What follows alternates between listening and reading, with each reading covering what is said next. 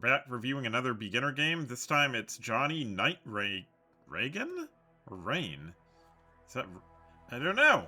Nightregin. The president? Well, anyway, we're gonna review their game now and see if we can help them. Let's see what happens in this game. We're off to a great start with the move C3. Okay. I don't know what you're doing.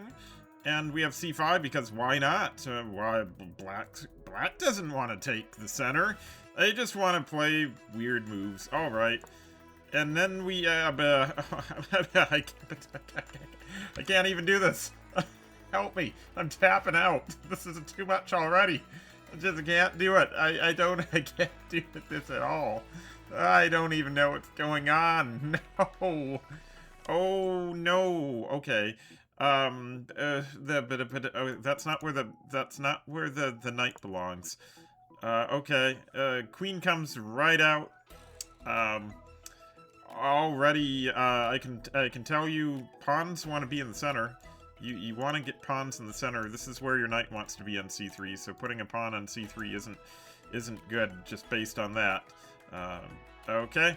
Let's see what else happens. Butterfly in the sky. I can go twice as high. Your opponent decides to put a knight where it belongs, I guess. Okay, we're saying we're trading queens here. I guess we're trading queens. White has just had enough of that queen on B6, and it's time to get rid of it. Our opponent takes because that's what you do when you're 1 to 200 for your rating. You just take, all right. But White opens up the scope of their rooks, so suddenly White is way ahead in development. Okay, Black is taking the center like you do, you know, in 99.9% of games. And White is still not really deciding to take the center. Just sticking back to the 3 ranks right here. That's enough. Sure, we can do this. We can do this. Come on. Black is deciding to push some pawns, definitely trap their bishop in. Yeah, you know, why do anything with your bishop at all? Of course, it's fine. White just keeps pushing pawns. Oh my goodness. No, this isn't how you play chess. No. Oh, no. Okay, but maybe it is. Maybe they're gonna fianchetto their bishop. White, is that what you're planning on doing? All right, we'll see. Maybe a little fianchetto? Nope, they just played G3 for the heck of it, not to fianchetto the bishop there or anything. All right, well, we're bringing the knight. Bringing the knight, it's not really doing anything yet. But at least we have our rook unleashed. Kings are still in the center of the board. Most of the minor pieces are still sitting at home unemployed for both sides. Okay. Black develops their bishop, if you can call it that. They pretty much make it into a tall pawn, but they get out of the way. They're getting closer to castling here. Let's just turn on the analysis real quick. I'm just super curious about this position. Black better or white better? Oh my goodness, the analysis says white is barely better here, but I guess it just I don't know. I'm not good enough to know about this kind of stuff. White develops a bishop with a threat on the knight. Yeah, I mean, I guess that's fine. We have castles, so Black has gotten their king really safe. White still needs to castle, still needs to get their king safe. Are they going to play bishop to G2? No, they're not. No, they're not. Nope, they're not. They're not going to do that at all. They strike in the center. I imagine we're going to see some trades. No, Black does not want trades. Now, we got to be careful here. Because we could end up getting some pieces trapped, although they're not really trapped in this situation because everything's still fine. But Okay, White has decided after 6 seconds of thinking that they want to part ways with their bishop. And maybe they want to do some trades afterwards once they're down a piece. Okay, Black just doesn't need to be told twice to take that bishop. And now you can see the eval bar. The eval bar is giving Black a overwhelming sort of odds here. Now Black just has to trade down pieces, and White doesn't want to trade pieces. Or maybe they do, I don't know, anything could happen here. Alright, Black taking some time to move their rook over to the e-file, and White is just gonna push some pawns. Their king is still in the center, kind of in line with this rook eventually, and no king safety to be found anywhere. So yeah, okay. Black is pushing forward a pawn, but that's just a pawn that they could gobble up. Gobble that pawn up. That'd be okay. That's a good move. Yeah, otherwise I mean, I don't know. This is brutal. This is really brutal. Okay. So Black plays b6, takes. Okay, Black is not in a, they don't like capturing the pawns, they like pushing pawns, alright. And now White is suddenly in the lead, because there's some captures here. So now we should expect to see, E captures f6, D captures c4, but then we're able to get another piece out of it. Whereas Black really can't get any other pieces. So one would expect then we're able to equalize with that piece that we lost earlier, and we're doing okay, because we also have a bunch of pawns extra, so we're doing more than okay. Is that what's going to happen?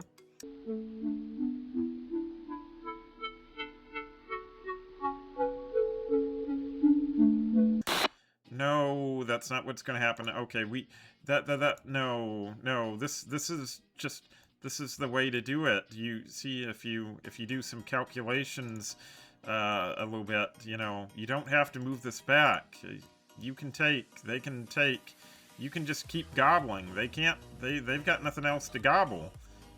So yeah, that's just a better deal for us. We don't need to move back.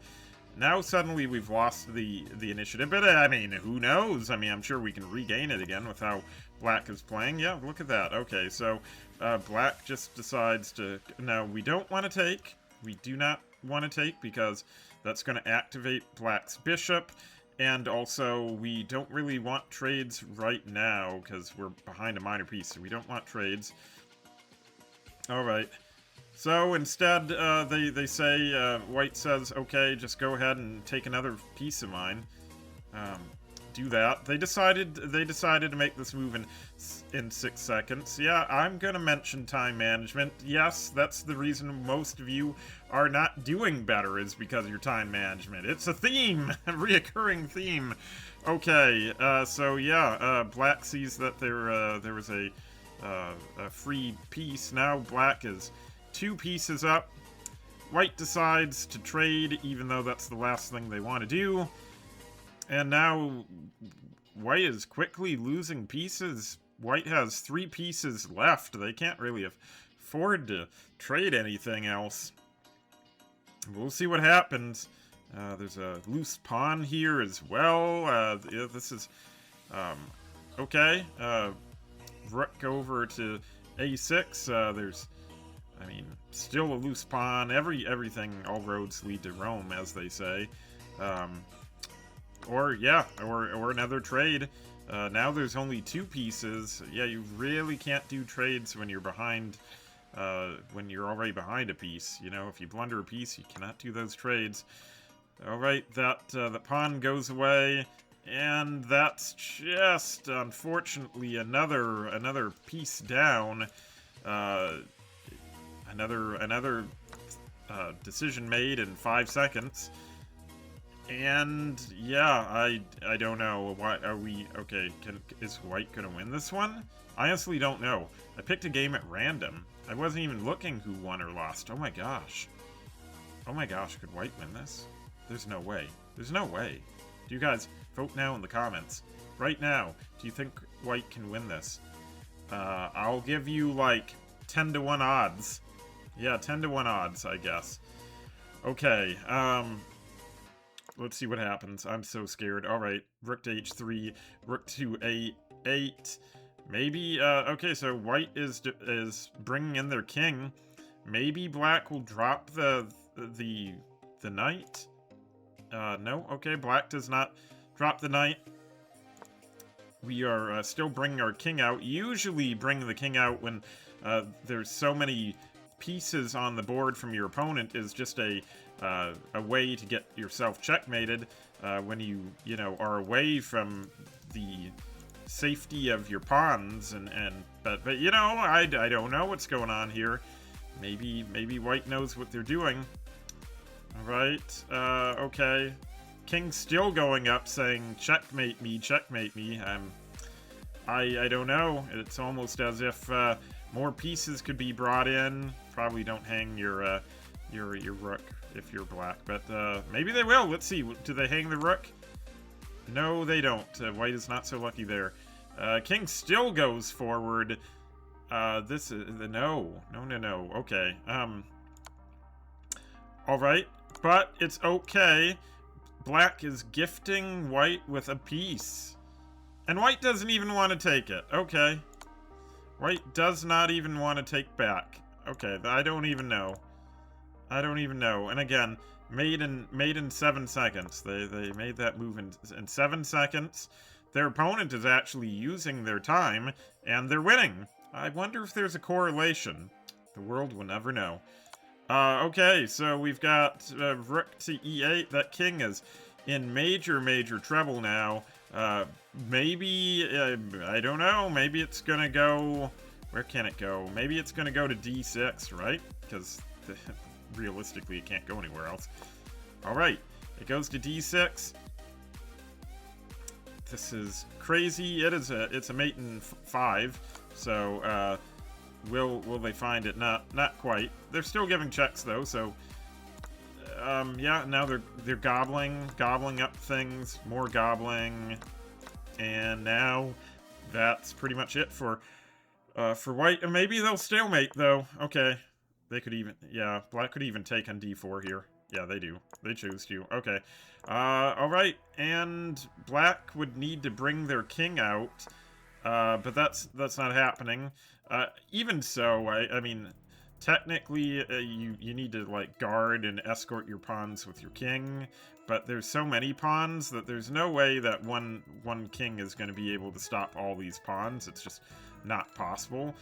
Once the king goes this way, you push the other pawn, and you just, you know, there's nothing you can do. That pawn can just run away now. Or we can just, yeah, they can just move the knight instead of just pushing to victory. I mean, it's still victory no matter what. Let's see if can they get a stalemate. Yeah, okay. All right, this is painful, but there we go. We got a checkmate. Everyone starts at this level, so it's okay. So I would recommend I'd recommend this. I'd recommend the Sprout system. The Sprout system is my system. We want to make sure to do these things to get better in your rating range, okay? We want to make sure to place a pawn in the center, too, if your opponent lets you. You want to get minor pieces off the starting squares and castle ASAP. Make an escape hatch for your king. Move the rooks to the center files. Blunder check before each move. And no basic queen and rook checkmates. But I think the main things for us to concentrate on are going to be just making sure to develop our pieces, fight for the center, and castle. Just get that far. Don't worry about the other stuff. I'm going to give a rating. I'm going to give a rating here to this game in terms of what I'm seeing. I would say I would give this game a... Yeah. The good news is there's a lot of things for you to work on. You can do it. It just takes work, but if you really want to put in the effort, you're going to get to where you want to go. You just got to take it one day at a time and put in the work. So, Alright. That's gonna do it for this video. I need to rest my tiny little brain. My tiny little brain can't handle any more of this. I mean, oh my goodness. Oh my goodness. I can't believe I started at this level. I can't, we all did. We all did, which is what is so amazing about chess at the same time, isn't it? It's so amazing that we all start here, and that's what's amazing about chess. We're able to put in the work and we're able to improve, and that improvement feels amazing. And this person here, Johnnynightregin, they're gonna improve too.